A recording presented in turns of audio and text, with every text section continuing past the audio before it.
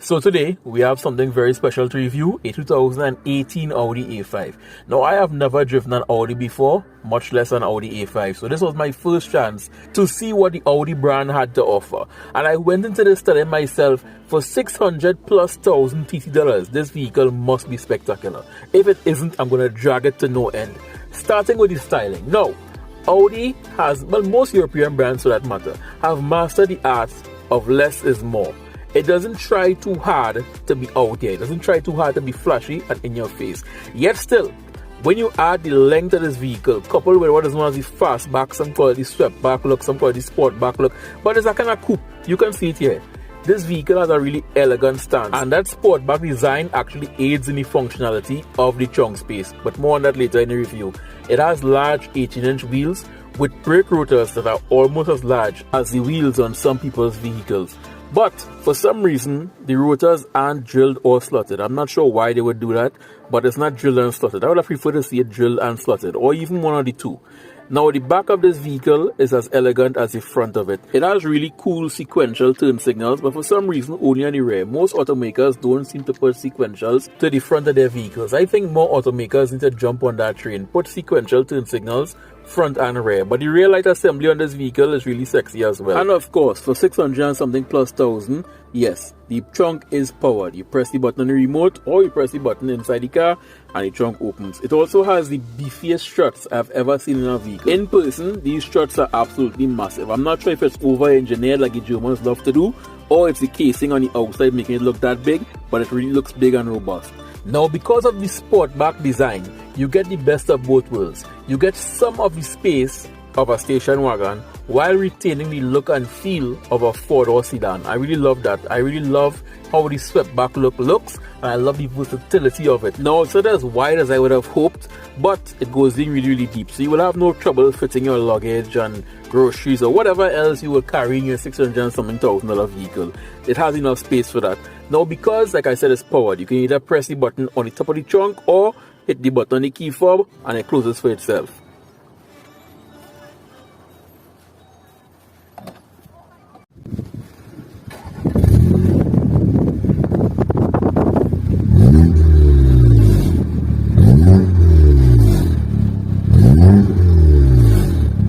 It has a really beautiful exhaust note, but again, more on that later. This vehicle is powered by a 2-liter turbocharged engine. Now, that's a deceptive figure. 2 liters. You might be thinking a big vehicle, so 2 liters. This vehicle does not drive like a 2-liter engine.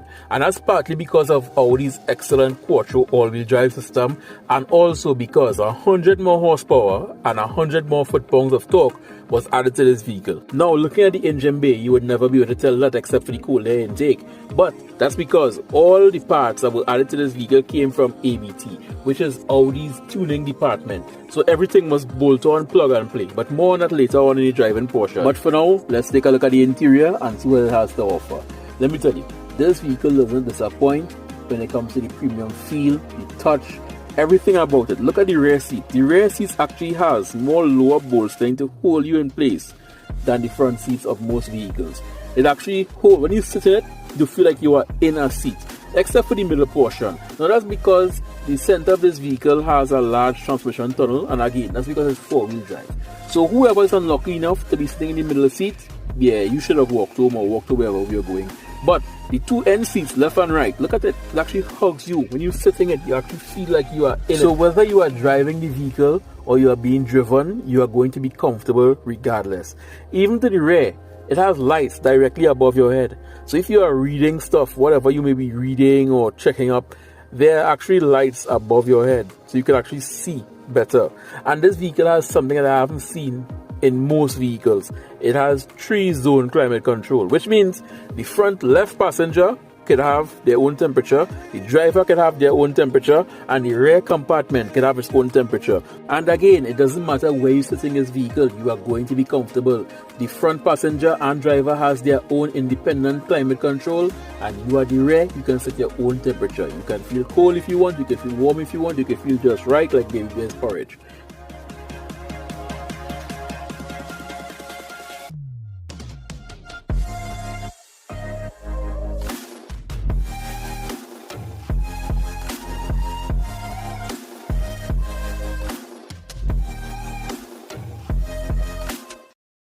Now to the front of the vehicle, the premium feel and the elegance continue. It's a really, really nice cabin to be in. Again, it doesn't try too hard like the exterior. Everything is where it's supposed to be, at an arm's reach. And in fact, in some cases, not only at arm's reach, but minimal effort needed. Take, for example, turning on the map light, some call it the dome light, whatever you want to call it. You don't even have to press a button. Just put your hand close to it. And to dim it, you put your hand close to it and leave it. And it just dims. Minimal effort. Now, over in the glove compartment, you have where your media hides. You have a CD slot, you have 2 memory card slots and a SIM card slot. And to the left of that, you are actually able to turn off the passenger airbag. Now, this is in case you have a child in the front seat facing forward under a certain age. You wouldn't want the airbag to explode in their face. Or perhaps you got a mother-in-law that's a pain in the rear end. You carry a fast spirited drive and you turn the left airbag off and you hope for the best. It may work out in your favor, who knows. All in all, the interior of this cabin is a really nice place to sit. It's a really nice place to poke around and touch stuff because everything is premium. And the 2 front seats are fully powered. No manual adjustments whatsoever. All fully powered. Now onto the dash. The dash in this vehicle is a really, really lovely dash. It's all digital. Just consider this dash to be one giant screen. Because essentially it is. Barring the temp gauge and the fuel gauge, everything else is this giant display here. You can move gauges around. Here you have your playlist, you have your directory, which is your contacts, and you have maps. Unfortunately, Audi doesn't have Trinidad mapped out yet, so the map don't quite work, but at least it's there. Maybe one day in the future, you know, we will no longer be able to in a Republic and they'll have it mapped out. Now, yes, it has this modern, you know, tablet on dash kind of thing. Now, I really wish it popped up. You know, like how the Audi A3 has a motorized display that pops up from the dash. Give me that. For 600 and something thousand, when I start my car, I want my center screen to pop up from the dash. But for some reason, they didn't do it. Now, as you can see here on this screen, you can also mirror the maps. But again, it doesn't work because Audi doesn't have down here mapped out yet. But you do have full integration with Android Auto and Apple CarPlay. So maps isn't a problem. Multimedia isn't a problem. You are well connected in this vehicle. And at night time, the cabin actually transforms because you do have mood lighting. And it's not overpowering RBG ghetto mood lighting. It's subtle, set the mood for later mood lighting. And of course you can change the colors with the little wheel by the gear shifter. And again, it's subtle, it's just there to add some ambience to the interior of the cabin at night time. I really like the implementation of this. It's not overpowering at all. Now talking about mood and setting the mood, you can't set the mood with lights only. You need a proper sound system, and this vehicle has a 19 speaker 3D surround sound system by Bang & Olufsen. It's crisp. Each door has 2 speakers. It also has 2 speakers on each side of the rear. That's completely to the rear. That's what the C panel. Then the rear doors actually have 2 speakers as well. You can see it there. Plus, it has a subwoofer in the trunk. Now, you can't actually see the subwoofer. It's actually under the spare next to the battery. But it's there. You can actually hear it. All in all, the interior of this vehicle is a really, really nice place to be. However, all of these nice features and nice touch and nice feels could fall flat on their faces if the vehicle drives like shit. So let's take it out on the road and see how the vehicle drives before I give my final verdict.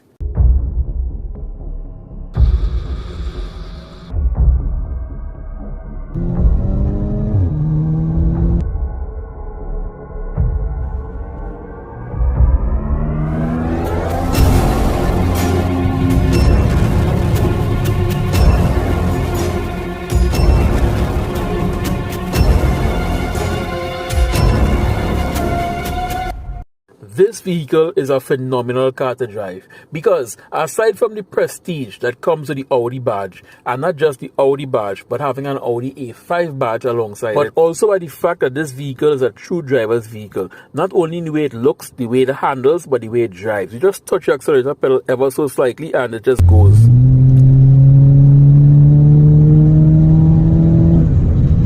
Now, like I said before, the Audi A5 is powered by a 2-liter engine. But due to the fact that this vehicle has some mods in it, that 2 liters is a very deceptive figure for this particular Audi A5. Because it has 400 foot-pounds of torque and 350 horsepower. And it really shows.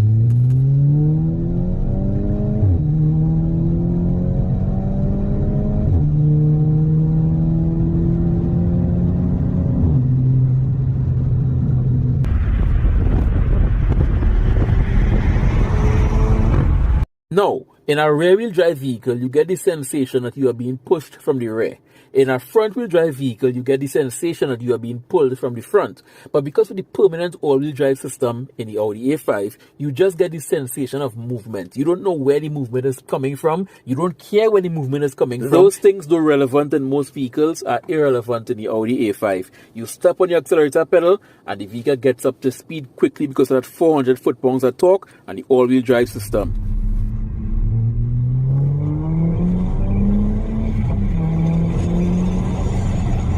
You are always tempted to go that much faster, that bit further, but that's when the police get you with their speed traps, so you have to control yourself. But this vehicle makes it very hard to control yourself. At one point, I looked down and I realized, wow, we are going 180, and I didn't even know that. I got carried away, and the Audi A5 drives and feels as stable at those speeds just as it felt while we were cruising along at 80 and 100. Another thing about the vehicle, the suspension, it isn't jarring, it isn't firm, it isn't overly sporty as many new vehicles try to do where you're driving on the road and you're feeling every bump. That's where the luxury in this vehicle comes in. And that is what separates the Audi A5 from many other cars. Because I can hear you saying, I have a project car with more horsepower, more speed, and that may be so. But can your car then compose itself? Silent the exhaust note and just drive into a prestigious residential area and just blend in with the surroundings? Can it do that? The Audi A5 is a grown man's toy because it has dual personalities. It can be wild on the road, lots of power, lots of noise, a sexy exhaust note, but then you are able to go into the Audi Drive Select system, take it out of dynamic mode, put it into comfort or eco mode and just wallow around and blend in. No loud obnoxious exhaust note. You can put on your Bang & Olufsen sound system and you're just comfortable, just cruising along, while everyone around you are none the wiser that you just came down the highway doing 280 kilometers an hour. That is why I admire this vehicle, because it's not a project car, it's a grown man's car. You can fit dual personalities, and that is something many project cars lacking. You may have a car with more horsepower, it's drop low, but it stands out. When you go certain areas, it stands out. This vehicle blends into any situation.